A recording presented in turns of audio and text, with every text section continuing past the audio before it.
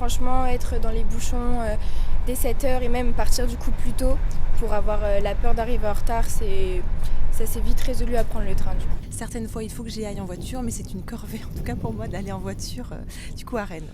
Chaque matin, ils laissent la voiture au parking et prennent le train aux aurores. Allez, venez, je vous emmène avec ceux qui ont complètement changé leur mode de transport. Nous sommes à Cosne, à la frontière de l'Ille-et-Vilaine et des Côtes-d'Armor. Il est à peine 7h du matin et le quai se remplit. Tous vont travailler à Rennes. Qu'est-ce qui vous a motivé à faire le trajet plus tôt en train ? Alors pour éviter en fait les bouchons interminables pour aller à Rennes. Le gain de temps, la fatigue, c'est beaucoup moins fatigant de prendre le train que de prendre la voiture. C'est quand même plus économique de prendre le train tous les jours. J'en ai à peu près pour 50 € par mois environ, alors qu'avec un plein d'essence, ça peut monter vite. J'ai choisi de prendre le train et de prendre le vélo avec.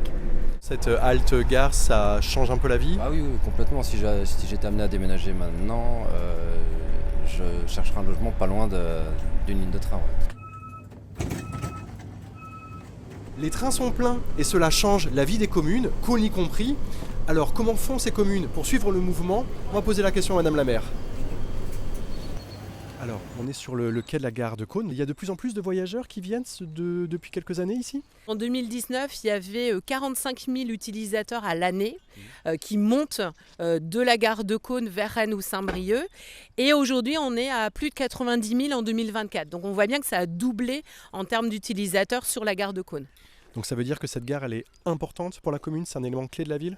C'est un élément clé, un élément essentiel de la commune et qui aujourd'hui permet encore plus d'attirer les demandes en tout cas d'installation sur Cosne. C'est un des premiers motifs, c'est la gare. Avoir des trains, c'est pas simple. Il faut toujours négocier avec la région, avec la SNCF pour faciliter cela ?